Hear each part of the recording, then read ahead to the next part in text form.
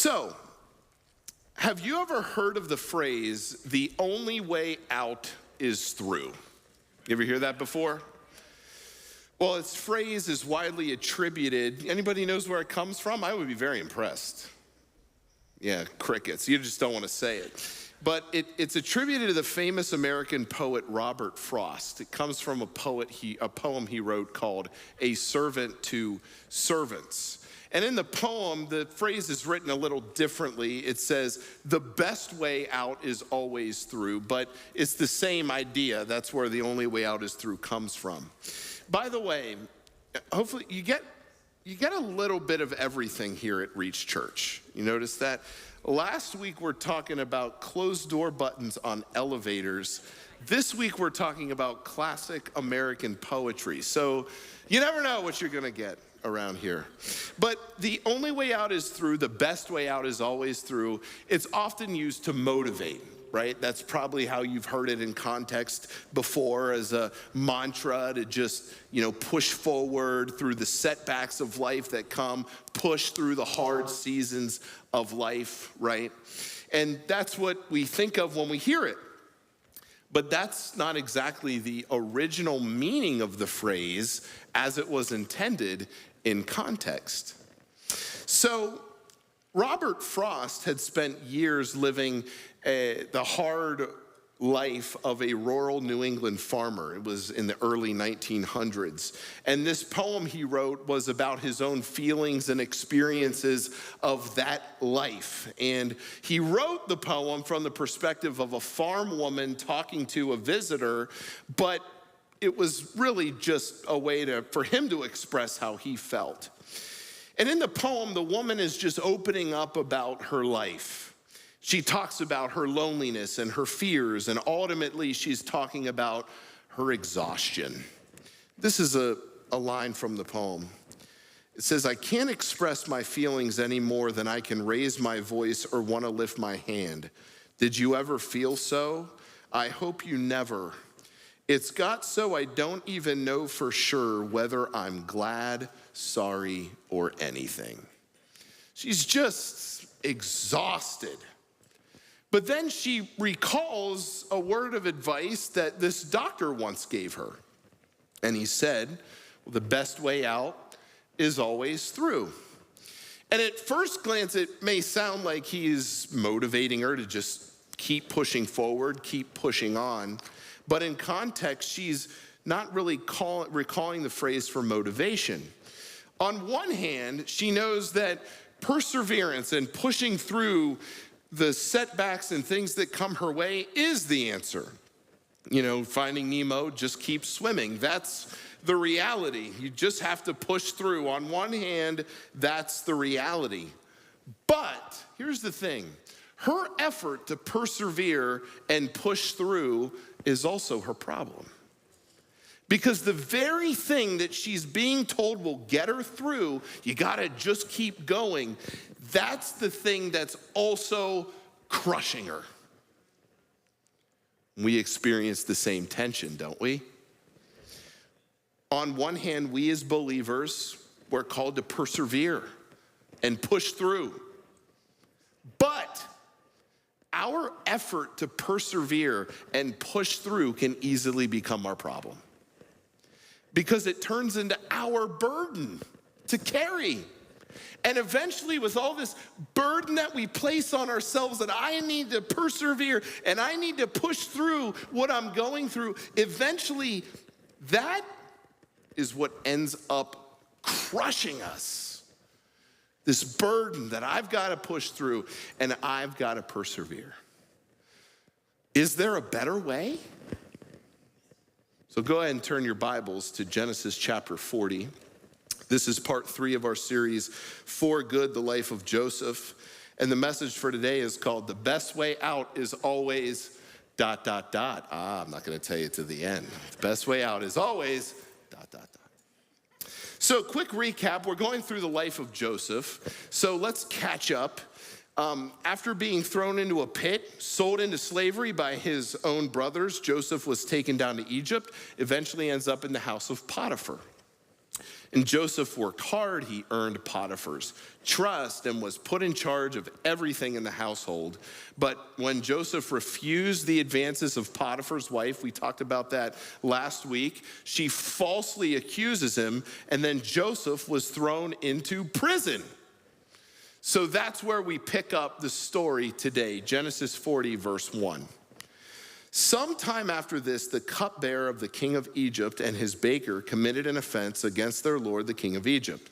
And Pharaoh was angry with his two officers, the chief cupbearer and the chief baker, and he put them in custody in the house of the captain of the guard, in the prison where Joseph was confined. The captain of the guard appointed Joseph to be with them, and he attended them. They continued for some time in custody, and one night they both dreamed.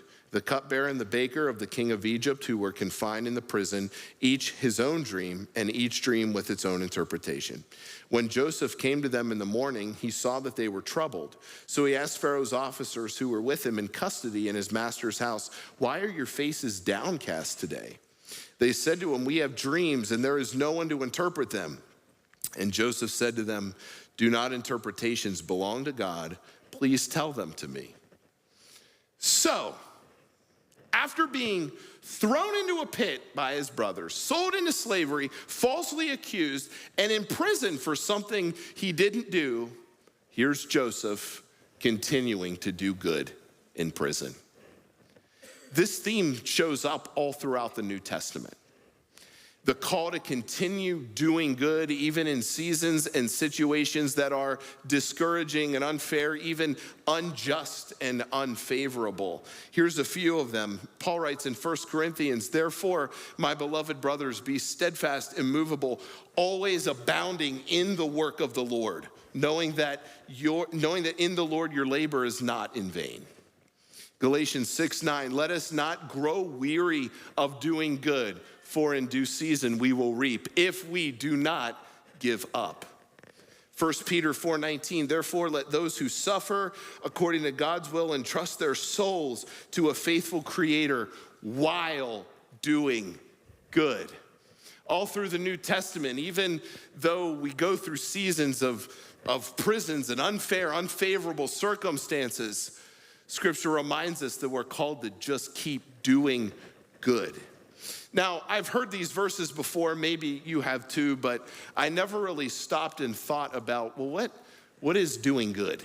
You know, like what does that actually mean? What good am I called to do even in unfair, unjust, unfavorable circumstances? Does this mean that I just need to keep volunteering in the nursery even when I don't feel like it? Yes, it does. Yeah. And kids ministry and all that stuff. Yeah, we need more volunteers. Anyway, but what is doing good? What does it actually really mean? Do good, do good. Go back to Genesis 46 and 7. Look at this. When Joseph came to them in the morning, look, he saw that they were troubled. So he asked Pharaoh's officers who were with him in custody in his master's house, "Why are your faces downcast today?" That's where doing good starts, church. That's doing good. It's looking past our own discouraging, unfair, unfavorable circumstances and injustices done to us long enough to notice the needs of others. That's really what it's all about. Doing good is looking past our own stuff, because it's easy to shut down, right? When you're going through something, it's just easy to shut down. But here is Joseph doing good. He's looking out for the prisoners around him. He's seeing that they're troubled. "Why are your faces downcast today?" And so by looking to the interest of his fellow prisoners, what happens then is Joseph gets to interpret their dreams. He gets to minister to them. So first, the chief cupbearer tells Joseph about his dream. In it, there was a vine with 3 branches that produced grapes, which he pressed into Pharaoh's cup and placed the cup into Pharaoh's hand. Joseph interprets his dream. He says, well, guess what? In 3 days, you're going to be restored to your position. Wow. So after hearing the interpretation of the cupbearer's dream, The chief baker's like, oh yeah, well, I had a dream too. Can you tell me about mine? Well, in his dream, he's carrying 3 baskets on his head, but the birds keep eating out of the baskets. So Joseph's like, well, I'll interpret your dream too, buddy, but it's not very good. Unfortunately for the chief baker, Joseph tells him that his dream means that in 3 days, Pharaoh will, and I quote, this is from the passage, lift up your head from you and hang you on a tree, and the birds will eat flesh from you. Didn't turn out as the chief baker may have hoped. And sure enough, 3 days later on Pharaoh's birthday, everything happens exactly as Joseph said. The cupbearer is restored and the baker is executed. Now, let's rewind back for a second because there's an important detail in this story. After Joseph interprets the cupbearer's dream, he asked him to do something very important for him. Look at verse 14. Joseph says, only remember me when it is well with you, and please do me the kindness to mention me to Pharaoh. And so get me out of this house, for I was indeed stolen out of the land of the Hebrews, and here also I have done nothing that they should put me into the pit. This is a very real and honest moment from Joseph. Joseph is pleading with this cupbearer that he remembers him so the injustice that was done to him would be made right. This is the first time Joseph really opens up and says, what was done to me wasn't right. So when you go to Pharaoh, can you please remember me? But this is how Genesis 40 ends. Verse 23, yet the chief cupbearer did not remember Joseph, but forgot him.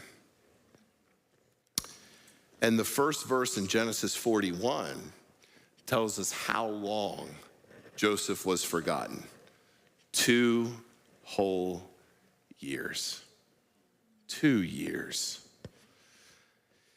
Even after being thrown into a pit by his brothers, sold into slavery, falsely accused, imprisoned for something he didn't do, Joseph, he continues to do good, and he's on the lookout for other people, and he's doing good. He's looking past his own unfavorable circumstances and injustices that were done to him. He's noticing the needs of his fellow prisoners. He's even interpreting their dreams for them, only to be forgotten for 2 years. Now, eventually, after the 2 years go by, the cupbearer does remember Joseph, which then gives Joseph the opportunity to interpret Pharaoh's dreams, which then causes him to ascend to power in all of Egypt.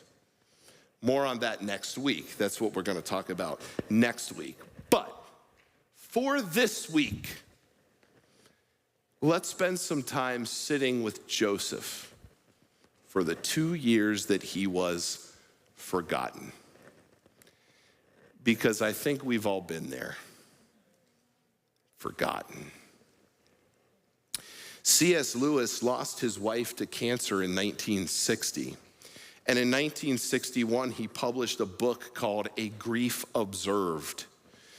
He actually published it under a different name because he wanted to remain anonymous and avoid the connection to the book. Because A Grief Observed is a collection of C.S. Lewis's own personal reflection journal entries after his wife's death. It's his raw, honest, emotional account of working through his emotions. I mean, he's writing about moments of anger and confusion and just his longing to understand and to hear from God. Listen to what he wrote. Meanwhile, where is God? This is one of the most disquieting symptoms. When you're happy, so happy that you have no sense of needing him, so happy that you're tempted to feel his claims upon you as an interruption, if you remember yourself and turn to him with gratitude and praise, you will be so it feels welcome with arms, open arms. But go to him when your need is desperate, when all other hope is vain. And what do you find? a door slammed in your face, and a sound of bolting and double bolting on the inside. After that, silence. You may as well turn away. The longer you wait, the more emphatic the silence will become. He's saying simply this: when life is good, it feels like God is easy to find, doesn't it? But when you're hurting the most and most desperately need him, it can feel like he's so silent and distant, as if the door's closed and nobody's answering. That's what he was working through. He then goes on to write this famous line. He says, "Not that I am, I think, in much danger of ceasing to believe in God. The real danger is of coming to believe such dreadful things about him." When you're in prison and when you're forgotten, feeling like the door's closed and nobody's answering, it's easy to start believing the lies that creep into your mind. God's forgotten me. God doesn't care about me. God's out to get me. God is unjust. God is not for me. God's punishing me. God must be giving me what I deserve. God's disappointed in me. Maybe God gave up on me. If you read the book of Job, this guy goes through unimaginable, awful circumstances. And he has these friends who don't do him any good, because they're basically just throwing all these things out there, trying to maybe explain why all of this is happening to them. And they're lies. They're lies. Well, maybe you've done this, Job. What about this, Job? God's done with you, Job. They're lies, and we do the same thing to ourselves. We let those lies creep in and start believing things about God that aren't true. That's why I take what I do every week very seriously, because I have to remind you about the truth of who God is.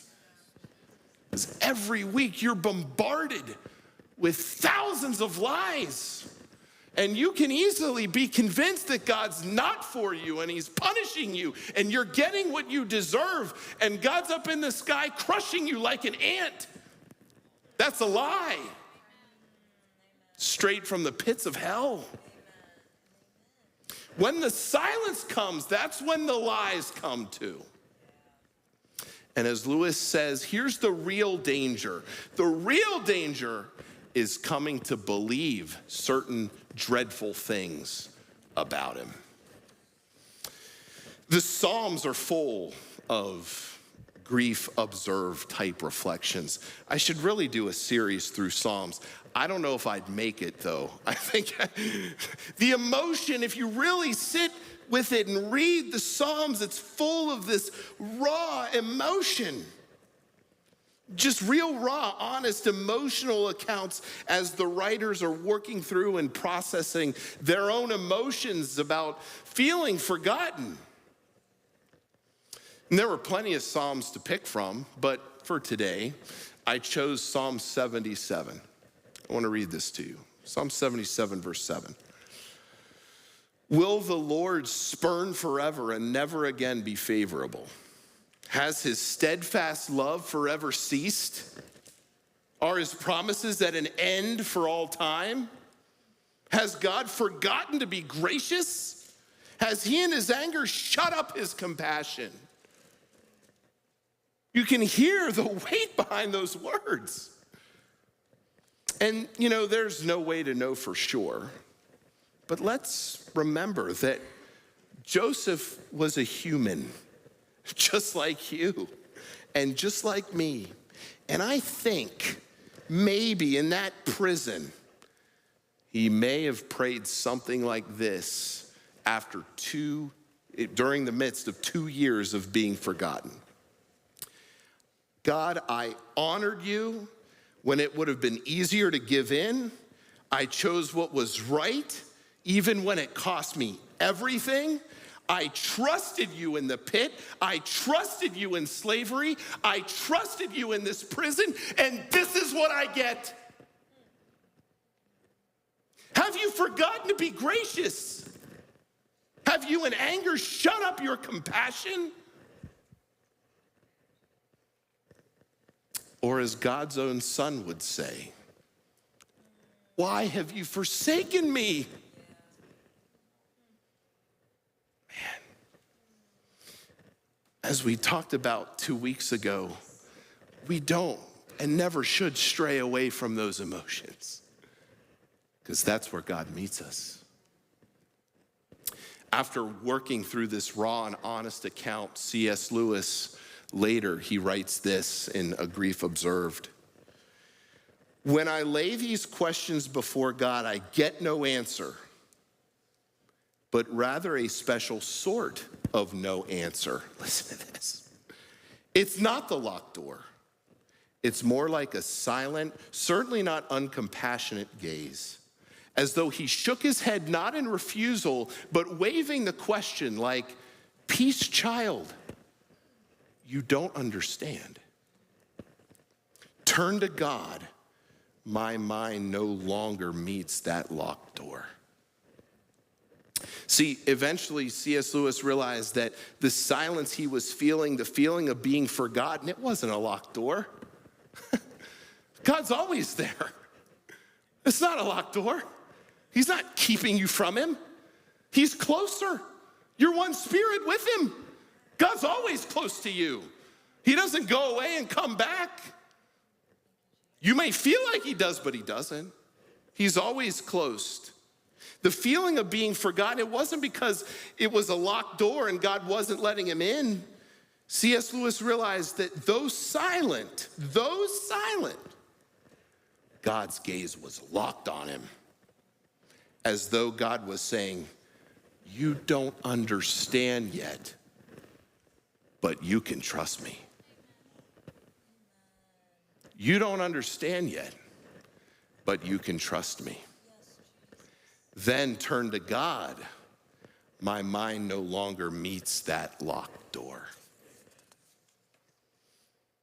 After working through the emotions of the first couple verses of Psalm 77, the author then writes this. Then I said, I will appeal to this, to the ears of the right hand of the Most High. I will remember the deeds of the Lord. Yes, I will remember your wonders of old. I will ponder all your work and meditate on your mighty deeds. Your way, O God, is holy. What God is great like our God? You are the God who works wonders. You've made known your might among the peoples. You with your arm redeem your people, the children of Jacob and Joseph. When the waters saw you, O God, when the waters saw you, they were afraid. Indeed, the deep trembled. The clouds poured out water. The skies gave forth thunder. Your arrows flashed on every side.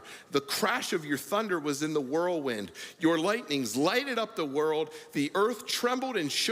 Your way was through the sea, your path through the great waters, yet your footprints were unseen.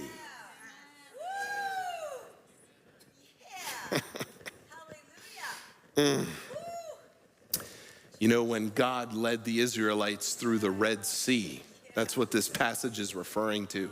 When he led them through the Red Sea, he was absolutely present. You can't deny that. He was absolutely present. He was guiding them. He was protecting them. And he was making a way where there was no way. God, it was God who walked before the people, parted the sea, but he left no footprints behind. One commentator put it this way: God's ways with his people are often full of mercy, but they are also mysterious, unusual, and beyond our understanding. Just like footprints cannot remain in the water, we often cannot trace the steps of God in our lives. His footprints are unseen, but he has his gaze upon us, reminding us, you don't understand what I'm doing, but I'm here. I'm here.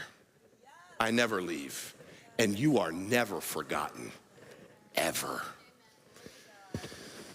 John Piper once famously said, God is always doing 10,000 things in your life, and you may be aware of 3 of them. See, in that prison, we gotta back up and just take in some of the details of this story. And remember that, man, this guy was a human just like us. After all that good he did, after being faithful, there Joseph sits in that prison, forgotten for 2 years.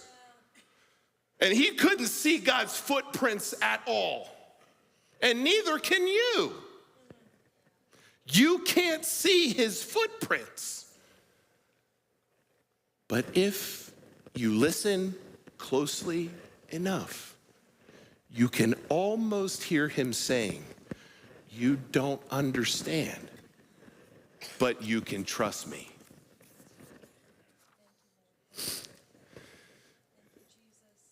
Nowadays, the cross is the most recognizable symbol for us as Christians, right? But in the early church, when the church had just started, when Jesus had just ascended into heaven in the few hundred years, right then in those times, the cross wasn't their symbol.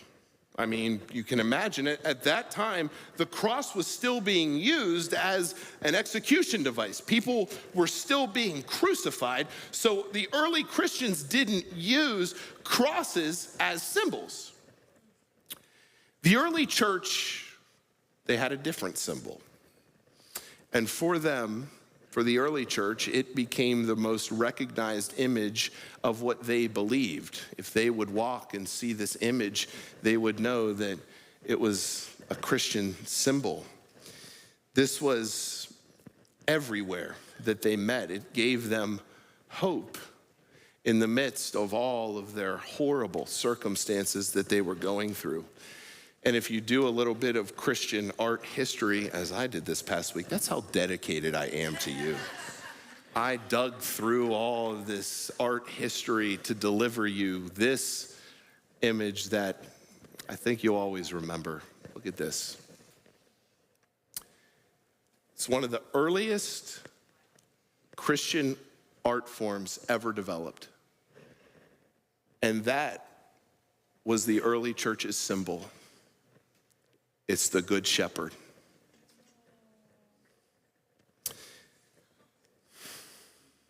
It's a shepherd carrying a lamb. It's the most recognizable symbol of the early church. It's carved into tombs, it's painted in catacombs, it's scratched into the walls where the early church met for fear of being captured and tortured and beaten. See that symbol. And this symbol became their symbol because it embodied who Jesus was to them. My sheep hear my voice, and I know them, and they follow me. I give them eternal life, and they will never perish, and no one will snatch them out of my hand. My Father who has given them to me is greater than all, and no one is able to snatch them out of the Father's hand. Nobody. See, the early church was persecuted. They were imprisoned. They were beaten. And on one hand, it was true. The only way out for them was through. They couldn't avoid the suffering that they had to endure. They had to make it through. I mean, talk about injustices and unfavorable circumstances. These early believers, my gosh, we can't even imagine what they went through. The only way out was through. But the early church knew that they didn't have to persevere through by their own grit and strength and determination. They knew better than anybody else that the best way out is always not pushing through by your own grit. The best way out is always ... being carried through. Being carried through by the shepherd who will never let you go. What if God doesn't want to teach you how to persevere through with your grit and strength and determination? When we buy into that, wouldn't there theoretically be a time when we don't need him anymore? We could be strong enough, have enough grit, have enough determination to make it through ourselves. And is that what God wants for us? I don't think so. What if he doesn't want you to learn to persevere through by your own strength? What if that's not what he's after?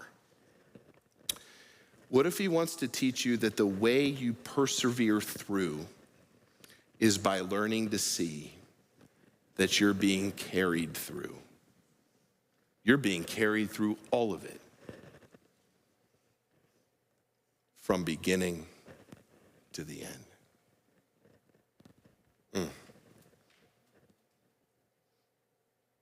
He's a good shepherd that carries you through all the way. Never lets you go, never lets you down, holds on to you with a grip that never lets go. And here's the really good news. There's nothing you can do about it.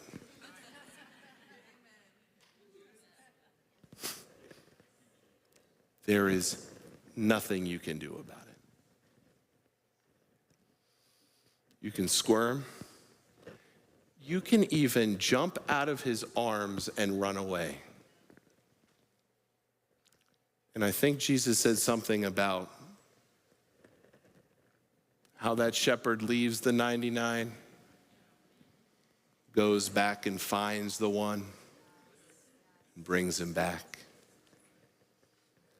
He's really got you from beginning to the end. What if we learned to rest in that? Talk about peace. Talk about rest. Talk about joy. He's got you. He's carrying you. And there's nothing you can do about it. I just want you to take a few moments to yourself. Just don't rush past this moment. If you need a reminder, just look at the screen. Whatever you've got going on in your life, whatever you think that you just have to keep pushing through and persevere through, yeah, it's not going away. But he'll carry you through it. You just got to believe it and rest. Reach Church is a place to come to find rest and peace. So just take a deep breath. Exhale in this moment.